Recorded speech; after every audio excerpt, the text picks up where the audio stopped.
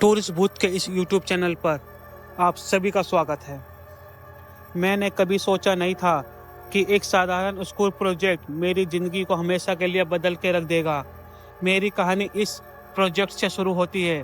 वो शनिवार की शाम थी जब हमारे विज्ञान के शिक्षक मिस्टर शर्मा ने हमें एक असाइनमेंट दिया था।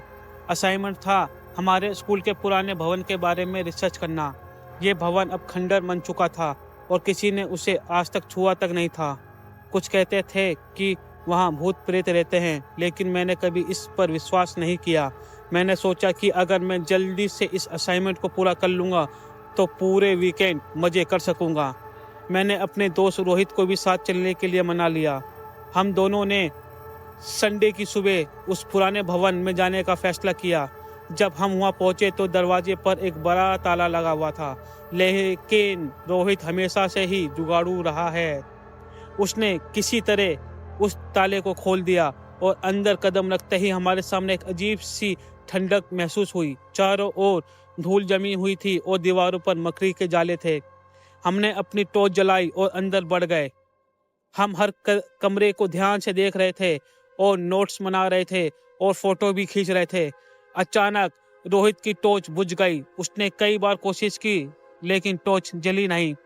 मैंने उसी अपने टॉर्च दे दी और हम आगे बढ़े। जैसे ही हम एक बड़े हॉल में पहुंचे, मैंने देखा कि फर्श पर कुछ अजीब से निशान बने हुए थे। ये निशान खून जैसे लग रहे थे।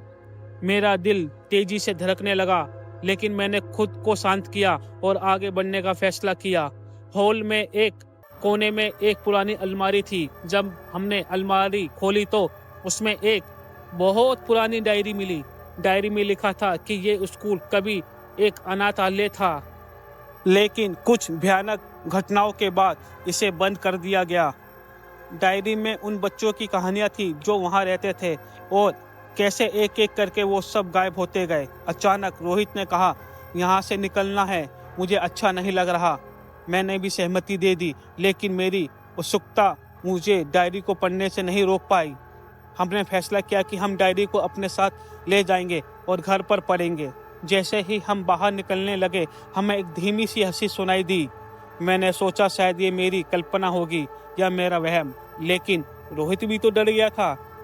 हम तेजी से बाहर की ओर भागने लगे, लेकिन दरवाजा खुद पर खुद बंद पड़ गया था। तभी एक बच्चे की आकृति हमारे सामने प्रकट हुई।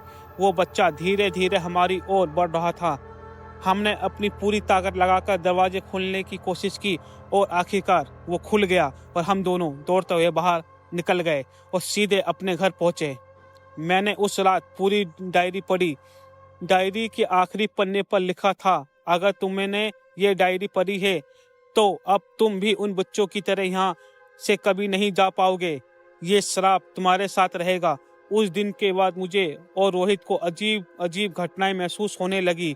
कभी कभी हमें ऐसा लगता था जैसे कोई हमें देख रहा हो या हमारे कमरे में कोई हो। और हमने अपने शिक्षक को और माता पिता को बताया, लेकिन किसी ने भी हमारी बात पर विश्वास नहीं किया और ना ही यकीन किया। एक रात मैं अपने कमरे में सो रहा था, तभी मुझे लगा कि कोई मेरे बिस्तर पर खड़ा है। मैंने अपनी आंखें खोली तो वही बच्चा खड़ा था। उसने कहा, तुम्हें भी हमारे साथ आना होगा। मैंने चिल्लाया, लेकिन कोई मेरी आवाज़ नहीं सुन पाया। अगले दिन रोहित स्कूल नहीं आया। मैंने उसके घर पे फ़ोन किया, लेकिन किसी ने जवाब नहीं दिया। जब मैं उसके घर पहुंचा तो वहाँ सन्नाटा था। दरवाज़ा खुला हुआ था और अंदर सब कुछ अस्त व्यस्त था। रोहित गायब हो चुका था। मुझे समझ में आ गया था कि ये सब उस शराब का हिस्सा है। मैंने वो डायरी जलाने का फैसला किया। मैंने डायरी को जलाया, लेकिन आग बुझ गई और डायरी वैसी की वैसी रह गई। अब मैं यहाँ अकेला हूँ। मुझे हर रात वही बच्चा दिखाई देता है। मैं जानता हूँ कि मेरी भी वही हालत होगी जो रोहित की हुई, लेकिन मैंने ठान लिया था कि मैं इस शराब को तोड़ दूंगा। मैं इस स्कूल के भूतों को शांति दिलाने की पूरी कोशिश करूंगा। आज रात मैं फिर से पुराने भवन जा रहा हूँ। मुझे नहीं पता कि मैं वापस आ पाऊंगा या नहीं, लेकिन मुझे यकीन करना होगा। अगर मैं वापस नहीं आ सका तो शायद कोई और इस डायरी को पढ़कर मेरी कहानी जान सकेगा और इस शराब को खत्म करने का रास्ता ढूंढ ही लेगा। अब मैं उस भवन के अंदर हूँ। यहाँ का सन्नाटा और डरावनापन कुछ अलग था। मैंने फिर से उस हॉल में कदम रखा। वहाँ का एक बच्चा खड़ा था, वही बच्चा जो मेरे सपनों में आता था, लेकिन इस बार उसकी आंखों में आंसू थे। उसने कहा, हम केवल शांति चाहते हैं। मैंने उससे वादा किया कि मैं उसकी मदद जरूर करूंगा। उसी क्षण मुझे एक अजीब सी शांति महसूस हुई। बच्चे की आत्मा धीरे धीरे गायब हो गई। मैंने महसूस किया कि मैंने कुछ सही किया है, लेकिन मुझे लगा कि शायद मैं सही दिशा में हूँ। क्या मैं इस श्राप को तोड़ पाऊंगा? ये तो आने वाला समय ही बताएगा। लेकिन अब मैं जानता हूँ कि हर पुरानी इमारत में छिपे रहस्य होते हैं, जिन्हें जानने के लिए हम तैयार रहना चाहिए। मैं उस भवन से बाहर निकला और मुझे एक अजीब सी शांति महसूस हुई, लेकिन मेरा काम अभी पूरी तरीके से ख़त्म नहीं हुआ था। मुझे पता था कि इस श्राप को पूरी तरह से ख़त्म करने के लिए मुझे और भी कदम उठाने होंगे। अगले कुछ दिनों में मैंने उस डायरी को फिर से पढ़ना स्टार्ट किया और उसमें छिपे कुछ रहस्य को समझने की कोशिश की। डायरी के आखिरी कुछ पन्नों में एक अनजान भाषा में कुछ लिखा हुआ था। मैंने कई विशेषज्ञों से संपर्क किया, लेकिन कोई भी उस भाषा को पहचान नहीं सका। आखिरकार मुझे एक दिन पुरानी लाइब्रेरी में एक किताब मिली जिसमें उस भाषा के कुछ शब्द लिखे हुए थे। मैंने महसूस किया कि ये भाषा प्राचीन संस्कृति के बारे में है, बहुत पुरानी भाषा है। मैंने उन शब्दों का अनुवाद करना शुरू किया और पाया कि यह एक प्राचीन अनुष्ठान के बारे में था। एक अनुष्ठान करना था जिसे करने से आत्माओं को शांति मिलती है। मैंने इस अनुष्ठान को करने का निर्णय लिया। मैंने अपनी पूरी तैयारी की और उस भवन में रात के समय वापस गया। मैंने रोहित की आत्मा को भी शांति दिलाने का संकल्प कर लिया था। जैसे ही मैं हॉल में पहुंचा, मैंने अनुष्ठान शुरू किया। मैंने दीप जलाए और मंत्र पढ़ना शुरू किया। चारों ओर एक अजीब सी ऊर्जा महसूस होने लगी। धीरे धीरे मैंने देखा कि बच्चे की आत्माएं मेरे चारों ओर इकट्ठा हो रही थी। वो सब ध्यान से मेरी ओर देख रहे थे। अचानक एक तेज हवा चली और हॉल में सब कुछ हिलने लगा।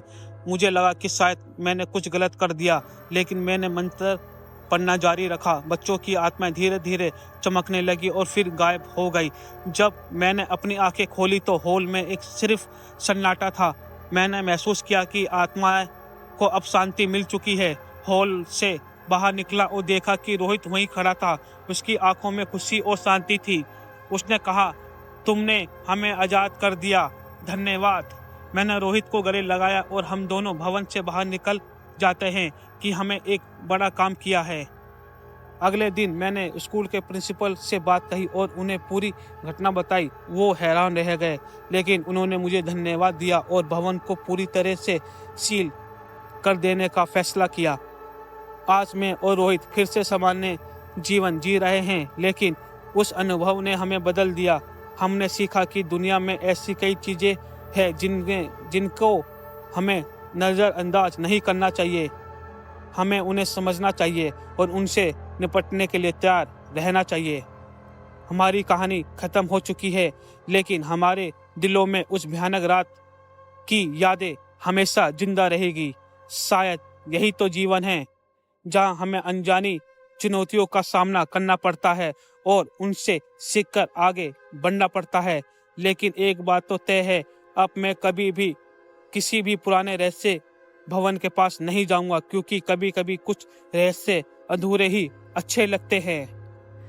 अगर आपको वीडियो अच्छी लगी है तो इस वीडियो पर एक लाइक ज़रूर कीजिए, साथ में कमेंट भी कीजिए और अपने दोस्तों के साथ शेयर भी करना। और हाँ, चैनल को सब्सक्राइब भी कर देना ताकि हमारी नेक्स्ट वीडियो की नोटिफिकेशन आपको मिल सके। तब तक टाटा, बाय बाय, सायोनारा। फिर मिलते हैं।